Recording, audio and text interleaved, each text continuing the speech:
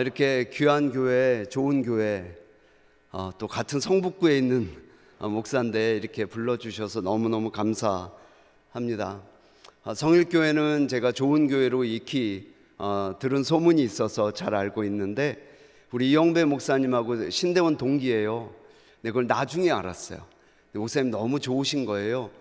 그래서 목사님 볼 때마다 마음이 편해지고 그래서 저는 우리 성일교회 장로님들은 잘 모르는데 장로님들이 좋으신가 보다, 이런 마음이 들었어요. 그래서 장로님들은 교우들의 대표니까 또 교우분들이 좋은가 보다라고 이렇게 아닐 수도 있는데 저는 그렇게 한번 생각이 들었습니다. 제게 있는 이제 신학이라고 할까요? 얕은 신학인데, 제 신학의 굉장히 중심적인 것이 뭐가 있냐면 우연히 없으신 하나님에 관한 믿음이 있습니다. 어떻게 하다 보니까 우리가 오늘 만났는데 저는 그렇게 생각하지 않고요, 우연히 없으신 하나님께서 필요하셔서 불러주셨다고 저는 믿습니다. 오늘이 재직 헌신 예배라고 들었습니다. 재직이란 말 다 아시죠? 모두 제자에 벼슬 직자를 씁니다. 직분 직자, 벼슬 직자를 써요. 그러니까 재직은 뭔가를 다 맡으신 분들인 거예요.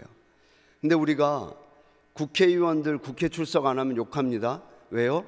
일하라고 보내놨더니 방송국에나 가고 뭐 이러면 욕해요. 똑같죠? 재직으로 세워진 분들 열심히 일하시길 주의 이름으로 부탁합니다. 둘째가라면 서러울 정도로 열심히 일하실 수 있길 주의 이름으로 축원합니다. 그런데요, 저는 오늘 조금 다른 얘기를 하려고 합니다. 오늘 제목이 사역의 출발점입니다. 사역을 열심히 해야 된다는 것은 기정사실이에요. 그런데 제가 목회를 하다 보니까 사역을 너무 열심히 하다가 문제가 생기는 경우가 생각보다 많은 거예요. 사역은 열심히만 해서 되는 게 아닌가 보다 라는 생각을 자주 하게 됩니다.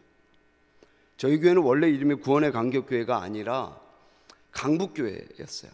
근데 6년 전에 교회를 새로 입당을 이제 지어서 입당을 하면서 이름을 공모를 했어요, 성도들한테. 그래서 이제 당첨된 게 이제 구원의 감격교회인데, 교회를 이제 건축을 하려고 할 때 제가 잘 아는 선배 목사님이 저를 부르셔서 이렇게 얘기를 해요. 김 목사, 장로님도 세울 거야? 그래요. 예, 거기 이제 입당에 맞춰서 장로님들 이제 세워야죠 라고 얘기했더니 이런 얘기를 하세요. 믿음 좋은 사람 뽑지 말고 사람 좋은 사람 뽑아 그래요. 여러분 이해되세요? 장로님 이해되세요? 저는 이해가 안 됐어요. 장로님 하면 믿음 아닙니까? 예? 헌신 아니에요? 장로님 하면 누구보다도 그 믿음이 좋은 분들이 장로님 되는 거 아니에요? 그런데 그분이 목회를 아주 잘하시는 선배 목사님이 저한테 그런 얘기를 하시는 거예요. 믿음 좋은 사람 뽑지 말고 사람 좋은 사람 뽑으라는 거예요. 근데 제가 목회를 하면서 이게 무슨 말인지 알겠더라고요. 왜냐하면 믿음이 좋은 건 기준이 없어요. 다 자기가 믿음이 좋다고 생각하는 거지 실제로 객관적인 데이터로 나올 수 있는 게 아닌 거예요.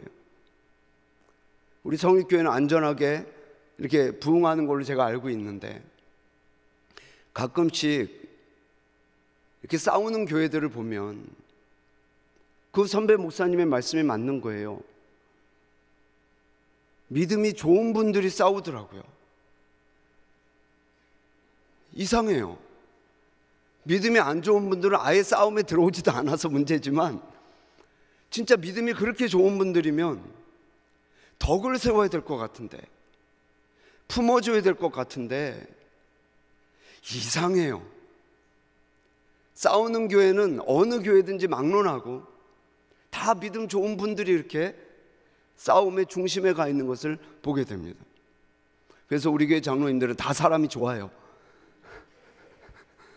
알아서 물론 믿음이 안 좋다는 게 아니라 그만큼 사람이 좋은 분들을 중심적으로 세웠다라는 의미입니다. 성일교회는 앞으로도 그럴 일이 없겠지만 혹시나 사람이 세워진다면, 일꾼이 세워진다면 사람이 좋은 분들이 많이 세워지길 주의 이름으로 축원합니다. 저는 개인적으로 좋은 공동체는요, 우리도 공동체잖아요. 어른들이 좋은 공동체가 좋은 공동체라고 생각을 합니다. 좋은 어른들이 많은 공동체예요. 좋은 어른들이 어떤 어른입니까? 제가 생각하는, 제가 경험적으로 목회하면서 또 성경을 읽으면서 신학하면서 깨달은 좋은 어른들은요, 알지만 모른 척 해주시는 분들이에요. 봤는데 못 본 척 해주시는 분들이에요. 싸울 줄 모르는 게 아니에요. 나도 공격할 수 있어요. 그런데 공동체를 생각하니까 참게 되는 어른들인 거예요. 저희가 2년 전에 창세기를 교회에서 강의를 했는데, 우리가 잘 아는 노아 이제 스토리가 있습니다. 그럼 노아에게 아들이 셋이 있었죠. 함, 셈, 야벳이 있었습니다. 두 아들은 복을 받았고 한 아들은 저주를 받았어요. 저는 굉장히 미스테리해요. 뭐가 그렇게 잘못했습니까? 뭔가 좀 이상하지 않으세요? 믿음이 좋아서 그냥 다 받아들이는지 모르는데 저는 함이 저주받은 게 너무 이해가 잘 안 돼요. 그 정도로 그게 큰 잘못일까? 근데 성경은 그것을 중요하게 보더라고요. 뭐 했습니까? 덮어주지 않은 것밖에 없거든요. 아버지의 허물을 덮어주지 않은 것밖에 없어요. 근데 하나님은 그걸 너무 중요하게 보시는 거예요. 두 아들이 뭐 그렇게 잘했습니까? 덮어준 것밖에 없는 거예요. 재작년에 1월이니까 재작년이죠. 저희 노회에서 대만에 이제 목회자 부부 수련회를 갔습니다.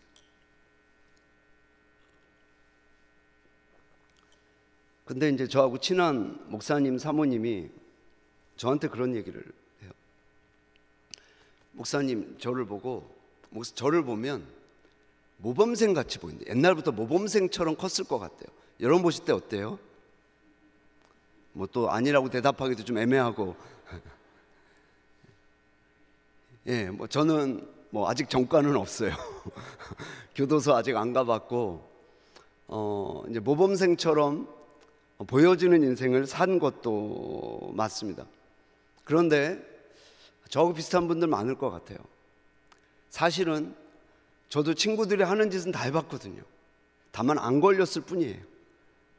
제가 그래요. 저는 우리 이영배 목사님하고 좀 다를 거예요. 목사님은 뭐 우리 송예까지는 안 해봤는데 모범생일 것 같아. 근데 저는 고1부터 고3까지 담배를 폈어요. 이거 방송 나가나요? 갑자기 고1부터 고3까지 담배를 폈어요. 근데 단 한 차례도 걸린 적이 없어요. 근데 제가 어른이 되고 보니까 어머니가 모른 척 해주셨더라고요. 담배 안 피는 사람은요, 담배 냄새가 기가 막히게 맡아져요. 제가 지금 그렇게 냄새를 잘 맡는데 그때는 모르니까 우리 엄마가 다 모르는 줄 알았어요. 집에 들어오면 빨리 옷부터 갈아입고 씻으라고, 아버지 인사 전에. 왜냐면 우리 아버지 아시면 나 죽이니까. 저희 어머니가 그렇게 막아주셨던 거를 그때는 정말 몰랐던, 아, 우리 엄마가 그랬구나. 제가 고2 때 담임 선생님이 이제 안상진 우리 수학 선생님이 계셨어요. 그분이 애들 조회 시간에 이제 아침에 가면서 이제 담배를 또 좀 피기도 해요. 그래서 등굣길에, 그래서 그 피는 데가 있어요. 그래서 모여서 이렇게 피고 들어가거든요. 그러면 선생님이 가끔 가다가 조회 시간에 애들 손 검사를 해요. 이렇게 돌아다니시면서. 그래가지고 손 냄새 나거든요. 뭐 여기다 로션 바르고 뭐 해봤자 다 나요. 그럼 선생님이 걸리면은 뭐 교무실도 오라고 그러고 뭐 그 자리에서 혼내기도 하고 심한 애는 부모님 모시고 오라고 그러고 그래요. 제 손은 한 번도 검사를 안 하셨어요. 왜냐하면 그분이 장로님이시고 제 아버지가 목사님이세요. 그걸 아세요. 그러니까 검사를 안 하시는 거예요. 같이 핀 애들은 걸려요. 억울하잖아요. 그러니까는 대놓고 두한이 검사하십시오라고는 말 안 하는데 이렇게 작게 이렇게 두한이요. 애들이 그렇게 얘기를 해요. 그러면 선생님이 이제 못 들은 척 하시다가 이게 좀 누적이 되면 두한이? 그래요. 그리고 한 5초, 3초 이 정도 좀 쉬셨다가 두한이는 안 펴 이놈들아 그래요. 저는 지금도 그분 생각하면 눈물이 나요. 왜 이렇게 날 믿어주셨을까 하는 거예요. 그분이 모르지 않으셨을 것 같아요. 장로님이 그 목사들 자존심 지켜주시려고 하셨는지 왜 하셨는지 모르겠는데 끝까지 1년 내내 단 한 번도 손 검사를 저는 안 하셨어요. 그래서 저는 지금도 담배 피는 분들 보면 왠지 이렇게 막 끌리고 같은 편 같고 막 그런 마음이 있어요. 저분도 하나님이 귀하게 쓰시겠지. 나 같은 사람도 목사 만드셨는데. 여러분,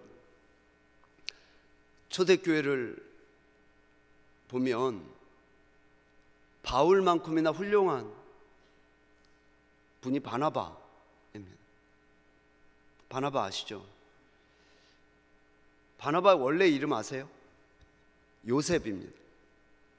근데 원래 이름이 요셉인데 누가 바나바라고 바꿔줬는지 알아요? 사람들이요. 예를 들면 이렇게 바뀐 거, 이건 제 생각인데 바나바라는 이름의 뜻이 격려예요. 격려. 왜 그 사람 있잖아, 그 사람, 그 격려 잘하는 사람. 그래서 이름이 바나바가 된 거예요. 저는 우리 성일교회에 바나바 같은 분들이 많아지길 주의 이름으로 축원합니다. 그게 정말 좋은 교회예요. 여러분, 바나바는 바울에게 동역자라기보다 바울을 세워줬던 사람입니다. 여러분 아시죠? 바울이 예수님 만나기 전에 예수 믿는 사람들 다 핍박하러 다녔던 사람인 거 아시죠? 스데반 집사님도 바울이 가장 핵심적으로 죽였던 사람인 거 아시죠? 그런 바울이 다메섹에서 예수님 만납니다. 자기가 죄인인 걸 알게 됐어요. 그리고 교회 들어왔더니 교회에서 받아줍니까? 안 받아주죠. 그 인간이 어떤 인간인지 아는데 안 받아줬어요. 바울이 상처가 됐죠. 교회 못 들어오게 하니까. 그때 중재 서준 사람이 누구예요? 그게 바나바거든요. 내가 보증합니다. 내가 보증합니다. 그래서 교회 들어오게 됐어요. 근데 무슨 과정에 의해서 바울이 다시 고향으로 다소로 가게 돼요. 가서 한 10년 정도 떨어져 있습니다. 거기 다시 가서 찾아온 사람도 바나바. 다시 말씀드립니다. 저는 우리 재직들이 바나바 같은 재직들이 많아지길 주의 이름으로 축원합니다. 제가 오늘 드리고 싶은 말씀은 좋은 재직이 되기 위해선, 좋은 사역자가 되기 위해선 열심도 너무 중요한데 열심보다 중요한 게 은혜란 얘기를 꼭 하고 싶어요. 은사도 중요한데 재능도 중요한데 그것보다 더 중요한 것이 은혜란 얘기를 제가 꼭 드리고 싶어요. 여러분, 은혜가 뭡니까? 은혜란 뜻은 기쁨이란 뜻이에요. 자비라는 뜻입니다. 그런데 이 은혜가 동사로 쓰이게 되면 재밌는 뜻이 있어요. 우아해진다는 뜻이 있어요. 제가 이걸 너무 좋아해요. 은혜 받는 게 뭐냐면 내가 많이 못 배워도 우아하는 거구나 생각해 보니까 맞아요. 제가 어렸을 적에 초등학교도 잘 못 나온 권사님들이 기도하면 내가 뭘 모르는데도 울었어요. 그 권사님들 기도가 그렇게 눈물이 났어요. 지금도 그래요. 옛날에 학교 못 다닌 권사님들 너무 많았잖아요. 교회 와서 성경 읽다가 한글 깨치신 분들 많았잖아요. 그분들이 무슨 깊은 기도를 할 수 있겠습니까? 근데 그분들이 기도하면 그렇게 눈물이 나요. 아, 이게 은혜 받은 거구나. 이게 우아해지는 거구나. 우아해지는 것은 교양 떠는 게 아니구나. 명품 들고 다니면서 폼내고 말 뭐 이렇게 아는 척하고 그런 게 아니구나. 누가 그러더라고요. 결혼하고 1년 정도 지나면 다 거기서 거기래요. 여러분 맞나요? 뭐 또 맞다고 하기도 또 애매해요, 이것도. 저는 결혼한 지 이제 한 27년 정도 됐습니다. 제가 29에 했으니까 그 정도 얼추 맞는 것 같아요. 여러분 뭐 한 3, 40년 되신 분도 계실 텐데 어때요? 볼 때마다 막 설레고 막 지금도 막 가슴 뛰고 그러신 분 계세요? 그거 병이래요. 예.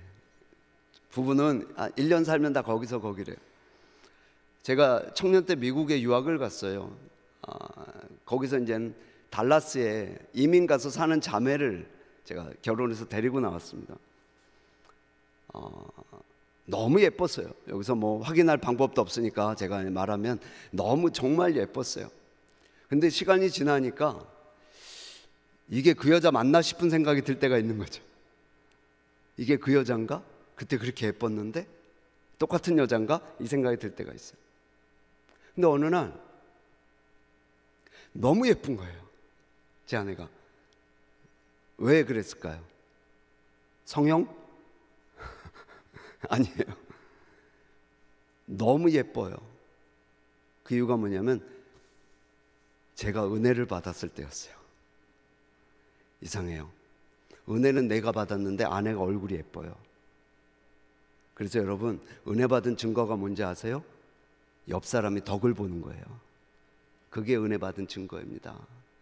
여러분이 아무리 은혜 받았다고 떠들어봤자 옆 사람이 인정 안 해주면 그건 은혜 못 받은 거예요. 착각한 거예요. 내가 은혜 받았다고. 은혜 받으면 반드시 옆 사람이 덕을 보는 줄로 믿습니다. 아멘. 크게 하세요. 네. 옆 사람이 인정해줘야 그게 은혜 받은 거지. 신령한 거 봤다고 떠들어 봤자입니다. 그건 여러분만 좋을 수 있지.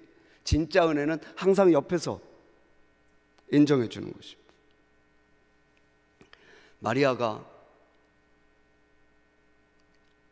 처녀 때 임신을 했습니다. 너무 두려웠어요. 요즘 뭐 결혼 전에 뭐 그게 뭐 그렇게 막 대수는 아니지만 마리아 때는 돌로 쳐 죽이는 때 얼마나 두려웠겠습니까? 그때 천사가 나타나서 했던 얘기가 뭐냐면, 마리아야, 네가 하나님께 은혜를 입었느니라 그랬어요. 이 말이 어떤 의미냐면, 네가 두려워하는 거 다 안다. 그러나 하나님께 은혜를 입었으니 평안하라 라는 뜻이에요. 맞아요. 은혜 받으면 평안해지는 거예요. 은혜 받았다고 내가 말하지 않아요.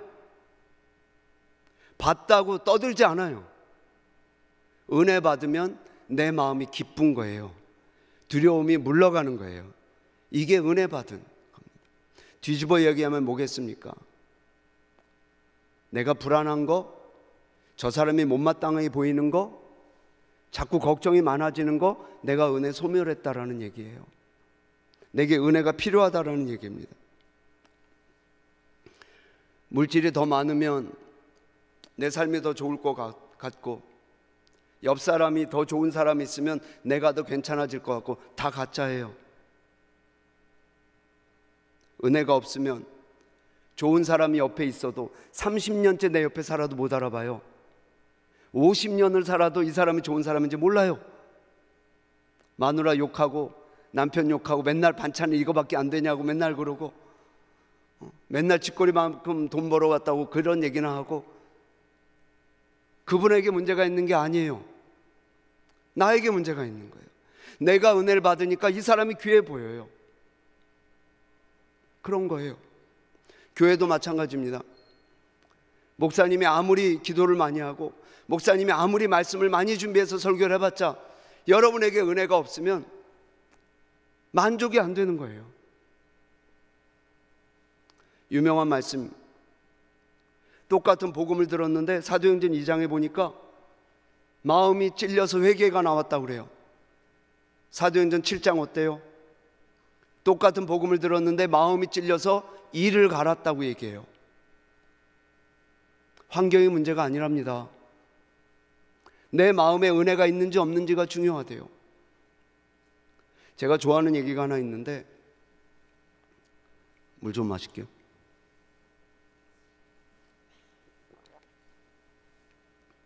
어느 엄마에게 근데 화면에 제 얼굴이 너무 크게 보인다. 부담스러워가지고. 여기도 크게 보여요? 좀 작게 해주시면. 그래도 존재감은 좀 있게 해줘야지. 네, 방송실 잘 부탁해요.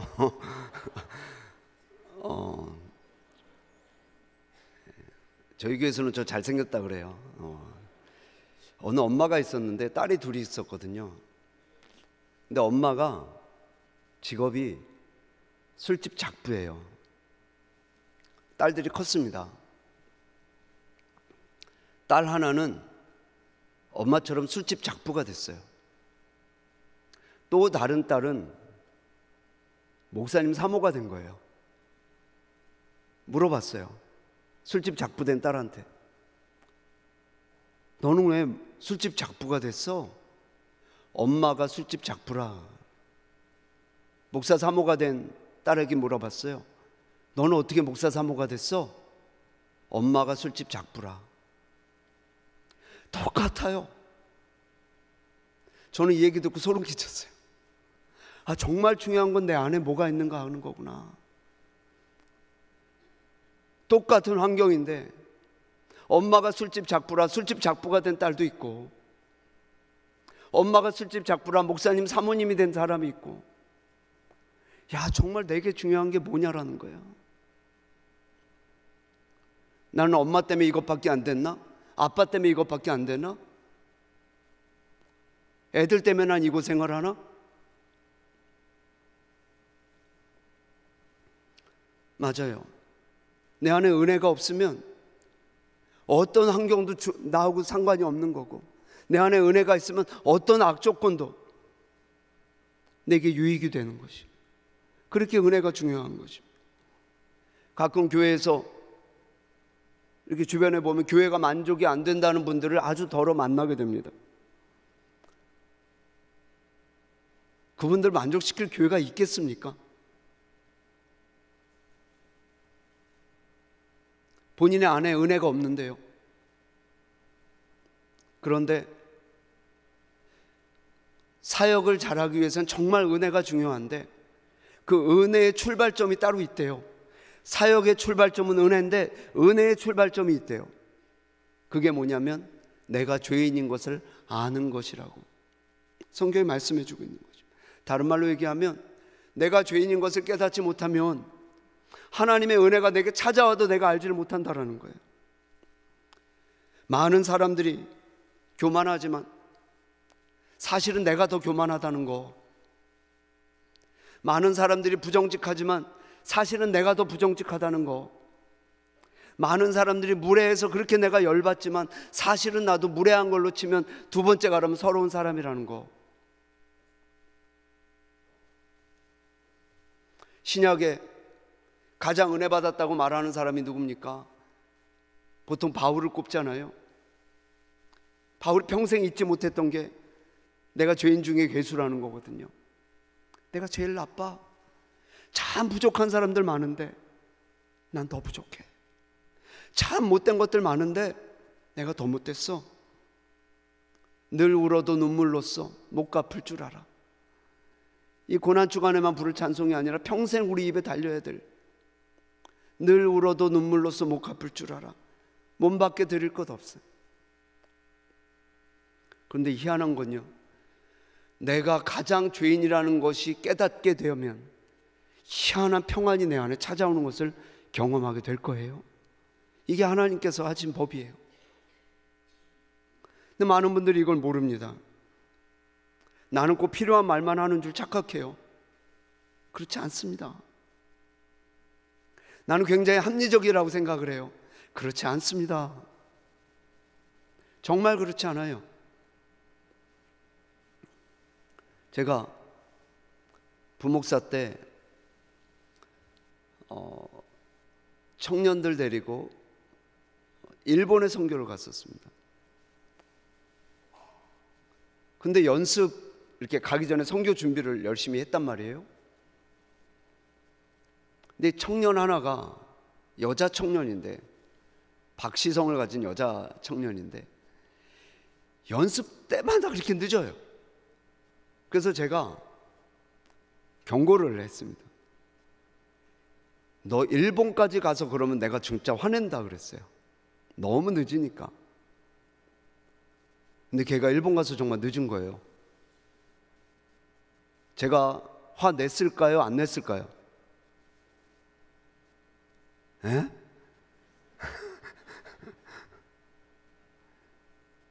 화 내야 돼요? 말아야 돼요? 화 낼만 하지 않습니까? 근데 경고를 한두 번 한 게 아니에요. 그래서 제가 화냈어요. 처음 냈어요. 제가 계속 참다가. 근데 재밌는 거, 그 다음에 제가 늦었어요. 저는 원래 안 늦는 사람이에요. 하나님이 저를 가르쳐 주시려고 늦게 했나 봐요. 너도 늦는 사람이야. 그런데 이상합니다. 내가 죄를 용서해 줄까 말까 이 관점으로는 온전한 깨달음이 안 돼요. 나나 쟤나 똑같은 인간이지라는 것을 깨닫기 전까지는 하나님의 은혜가 제게 온전히 오질 않아요.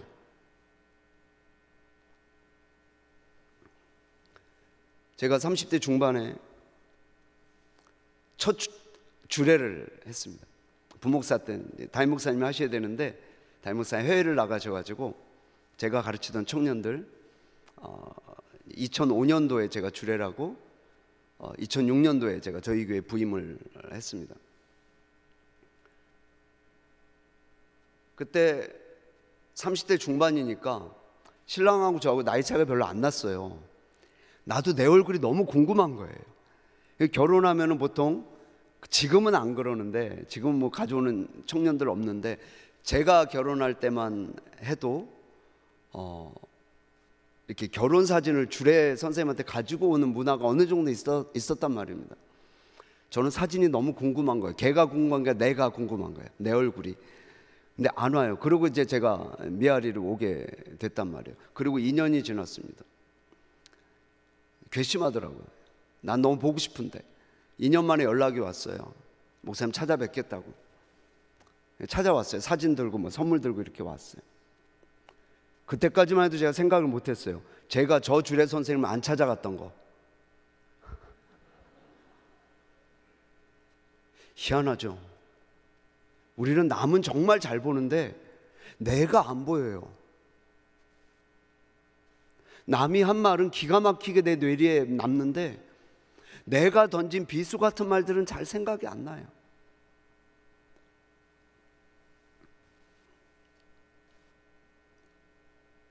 우리가 예수 믿기 힘든 사람의 종류가 있다고 그래요. 자수성가한 분들, 우리 중에도 아마 계실 수 있을 것 같은데, 자수성가하신 분들이 예수 믿기 힘들다고 해요. 법 없어도 살 뿐하고 자수성가하신 분들하고 예수 믿기 힘들다고 하는데, 왜냐하면 정말 열심히 살았으니까. 제가 아는 한 장로님이 계신데 자수성가하신 분입니다. 서울대에 나오셨어요. 그분이 저한테, 그분은 어쨌든 나름 이렇게 좀 포지션이 있단 말이죠. 저를 만나면 늘 했던 얘기가 뭐냐면, 자기는 이해가 안 된다는 거예요. 뭐가요? 아들이 하나 있었거든요. 아들이 건대를 들어갔어요. 건국대. 이해가 안 된다는 거예요. 자기는 일하면서 서울대 갔는데 얘는 학원 보내줬는데 건국대밖에 못 갔다는 거예요. 여러분, 학원 가고 서울대 못 간 거 이해돼요, 안 돼요? 우리 다 이해되지. 서울대 못 갔는데 왜 이해 못하는 척하고 계세요? 우리 다 이해가 되잖아요. 아멘이죠. 나는 너무 이해가 잘 돼요. 근데 그분은 이해가 안 되는 거예요. 아들이 얼마나 힘들었겠습니까? 아버지가 알바하면서 서울대 갔다고 애도 서울대 가야 됩니까? 근데 우리 안에 그런 마음이 있어요. 다 내 기준이야. 그렇지 않습니까?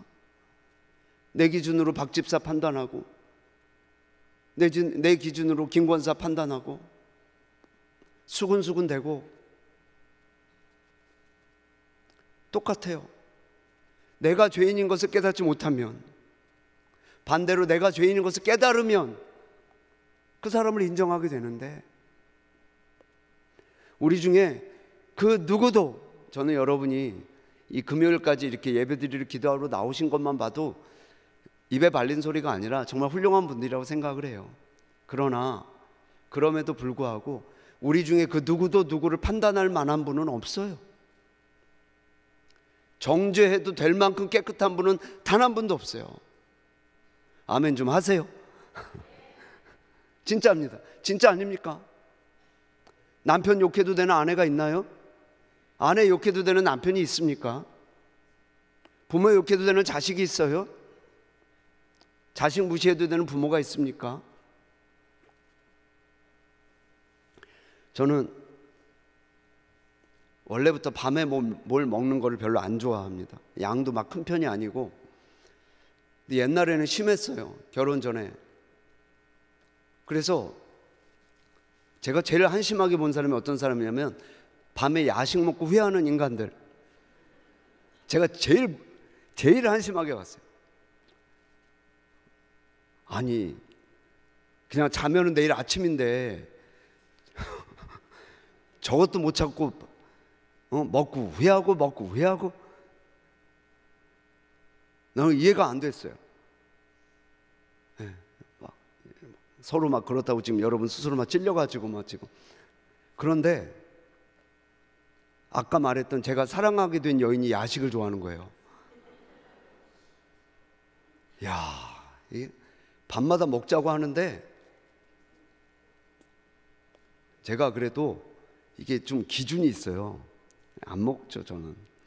그리고 아내는 늘 먹고 후회를 해요. 아우, 그냥 안 먹을 걸, 안 먹을.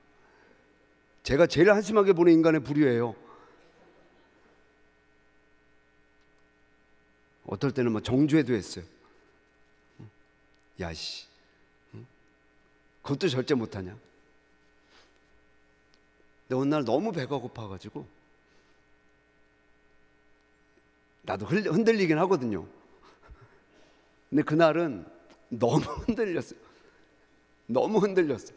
그때 아내가 이것만 조금만 먹어보라고 하는데, 아내가 사탄은 아닌데 넘어갔어요. 근데 너무 맛있는 거예요.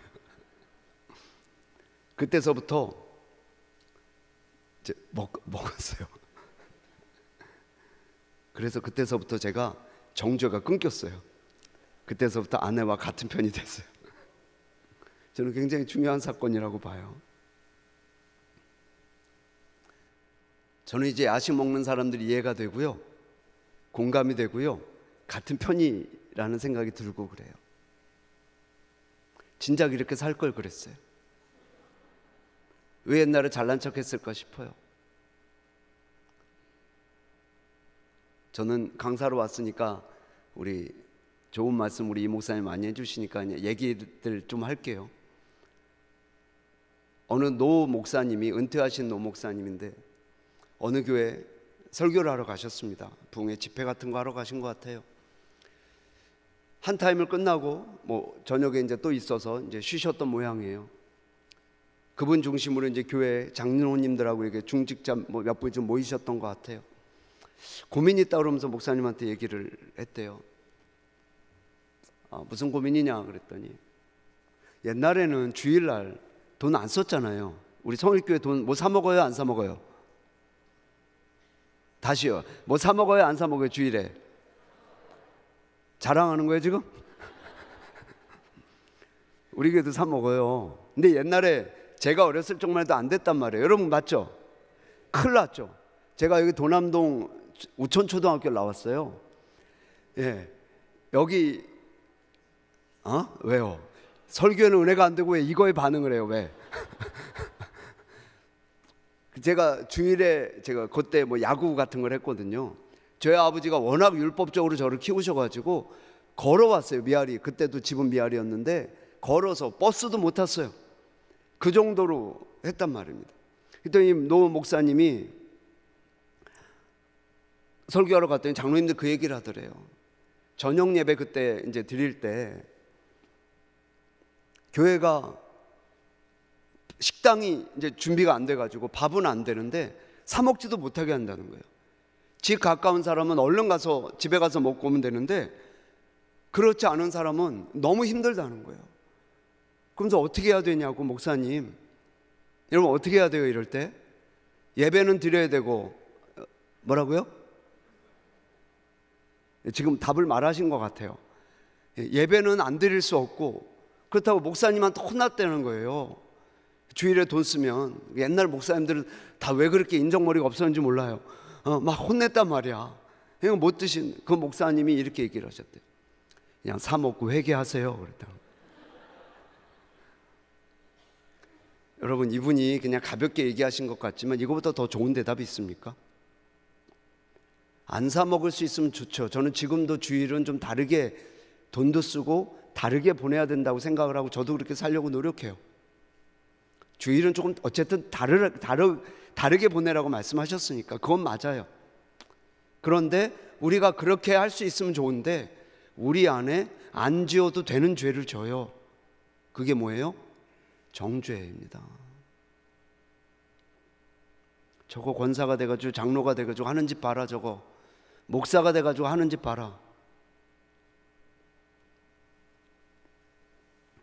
제가 무슨 말씀 드리려는지 여러분 아실 겁니다. 나도 그분들과 그 사람과 내가 무시하는 그 인간과 별반 다르지 않다는 걸 알아야 그제서야 하나님의 은혜가 내게 찾아오는 거예요. 내가 너보다 괜찮다라고 생각하면 하나님의 은혜가 주변을 맴돌아도 나를 만날 수가 없어요. 한 꼬마가 도둑질을 자꾸 했어요. 아빠가 몇 번 혼냈어요. 근데 이놈이 엄마 없이 자라다 보니까 도둑질을 또 했네요. 아버지가 못 참고 경찰서에 집어넣어 버렸어요. 유치장에. 그래서 이 아이가 그때서부터 소년원 교도소를 전전하게 돼요. 근데 이 애가 머리가 좋아요. 교도소에서 범죄의 대가들을 만나게 됩니다. 이 아이가 신창원이에요.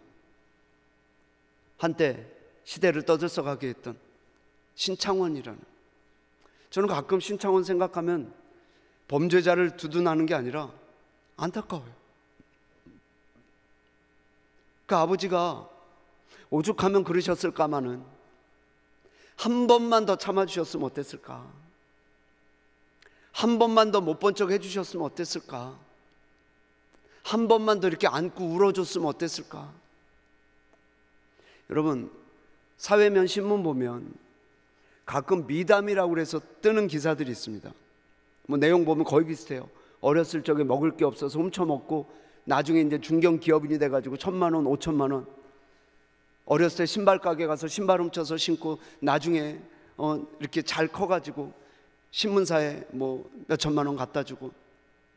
여러분, 너무 훌륭하게 잘 크셨죠. 그런데 한번 생각해 보십시다. 신창원과 그 미담의 주인공의 차이가 뭡니까? 걸린 도둑놈, 안 걸린 도둑놈 아니에요? 우리 다 그런 거 아닙니까? 우리도 안 걸렸으니까 여기까지 왔지.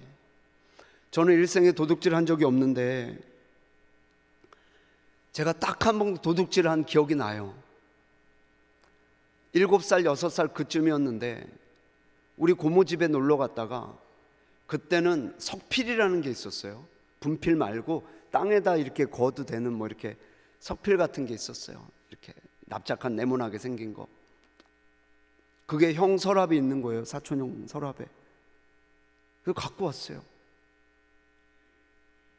어려서 몰라서 그런 거 아니냐고? 아니, 알았어요. 난 가슴이 두근거렸거든요.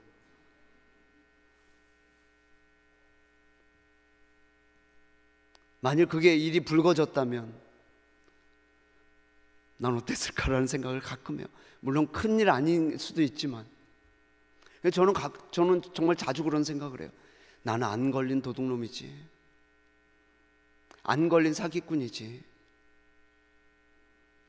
안 걸린 거짓말장이지. 사랑하는 여러분, 저만 그런 건 아닐 겁니다. 여러분 다 나름 바르게 살아오신 건 맞을 거예요. 저도 나름은 바르게 살아왔습니다. 나름은 노력하고 살아왔어요. 그러나 우리 중에 이 부분에 자유한 사람이 있습니까? 은혜는 죄인에게 찾아오는 것입니다. 은혜는 절대 의로운 사람에게 찾아오지 않습니다. 다른 말로 말하면 내가 죄인 중에 죄인이라는 사실을 깨닫지 못하면 나는 절대 은혜의 사람이 될 수가 없어요. 사무엘하 16장에 보면 다윗이 피난을 가다가 시므이라는 사람을 만나게 돼요. 시므이는 다윗을 보고 저주를 퍼붓습니다. 온갖 욕을 다 해요. 근데 여러분, 다윗은요 야전 사령관 출신입니다. 전쟁에 능한 자예요. 저거 그냥 깜도 아닙니다. 가서 그냥 죽이면 죽여요. 근데 다윗이 가만히 있습니다. 부하 중에 아비새라는 분이 있어요. 장군이 가서 그래요. 내가 대신 가서 목을 따오겠다고 그래요. 근데 다윗이 말립니다. 옛날 같지 않아요. 그래서 다윗이 뭐라고 얘기를 하냐면 놔둬라, 틀린 말이 하나도 없네 그래요. 다윗이 바뀌었어요. 옛날에 저거 죽일 놈 그 생각밖에 없었던 사람인데 바뀌었어요. 어느 순간. 사무엘하 18장에 보면 그 2장 뒤에 보면 아들 압살롬이 있거든요. 압살롬이 아버지 죽이려고 했던 그런 사건이 나옵니다. 말도 안 되죠. 전쟁을 어쨌든 압살롬이 세운 나라와 하게 됐습니다. 다윗이 옷을 입고 나가려고 하는데 아까 아비새하고 요압이라는 장군이 말려요. 왕이요, 왕의 목숨은 우리 10,000명보다 중하니 나가지 마십시오. 우리가 가서 다 해치우고 오겠다. 그때 다윗이 그래요. 압살롬을 좀 너그럽게 대해주면 좋겠다 그래요. 원래 다윗이 이런 사람이 아니에요. 여러분, 다윗이 이렇게 바뀐 이유가 뭐겠습니까? 그게 오늘 짧은 나눔이지만 시편 51편 그 시를 쓰게 된 배경입니다. 여러분 잘 아시는 스토리입니다. 다윗은 해서는 안 될 일을 했죠. 남편 있는 여자를 건드렸습니다. 우연히 봤겠죠, 처음엔. 근데 너무 예뻤던 모양이에요. 머리에서 떠나질 않았습니다. 그래도 머리에서 생각한 걸로 마무리를 했었어야 되는데 행동으로 옮기게 돼요. 그 여자를 범하고 남편도 죽게 만듭니다. 다윗은 평생 이 사건을 마음에 두고 살았어요.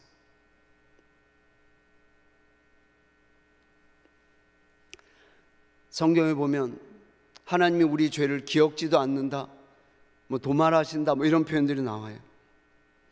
맞아요. 근데 오해하시면 안 돼요. 우리가 사람에게 지은 죄조차 흔적도 없어지는 게 아니에요. 내가 상처 준 사람 반드시 그 사람에게 사과해야 되는 거예요.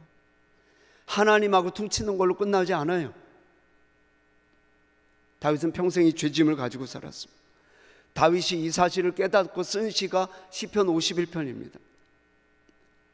그 핵심이 조금 전에 아까 읽어주신 우리 그분이 3절 읽어주신 그 말씀입니다. 내 죄가 항상 내 앞에 있나이다 그랬어요. 이게 무슨 말입니까? 내가 볼 때 저 김집사 양에 안 차요. 맨날 나서기나 하지 말만 앞세우지. 저 김집사 저거 내가 꼭 한번 까고 싶은 게 있어요. 까도 돼요. 다 사람도 다 그렇게 봐요. 그런데 까려고 하는데 내 죄가 더 먼저 보이는 거예요. 그래서 못 가겠다는 거예요. 이게 은혜 입은 사람이라는 거. 다윗이 했던 고백이 11절에 보면 이런 말씀이 있습니다. 주의 성령을 내게서 거두지 마소서. 다윗이 어떤 심정으로 살았는지 아시겠죠? 하나님, 제발 나를 떠나지 말아 주십시오. 제발 나를 떠나지 말아 주십시오.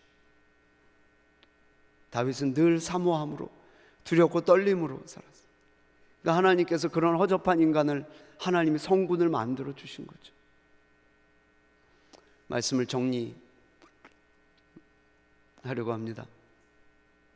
여러분, 제가 오늘 어떻게 우리 성일교회는 한 명도 좋은 분이 없으세요? 정말 좋은 교회는 맞는 것 같아요. 피곤하실 텐데. 근데 여러분, 제 설교를 여러분이 들으셨잖아요. 아마 공감은 하실 수 있어요. 그래서 끄덕거리시는 분도 꽤 많이 계신 것 같아요. 그러나 이 말씀이 내 말씀이 되는 거는 또 다른 문제라고 저는 생각합니다. 왜냐하면 다윗도 그랬거든요. 다윗이 처음부터 시편 51편을 쓴 게 아닙니다. 다윗은 자기가 어떤 짓을 했는지도 처음에는 그 무시무시한 죄를 짓고도 몰랐어요. 그때 담임 목사님 찾아가요. 나단 선지자가 찾아가요. 가서 이런 얘기를 하죠. 유명한 얘기 아닙니까? 왕이여 들으세요. 부자하고 가난한 사람이 있었습니다. 부자는 너무너무 가진 게 많아가지고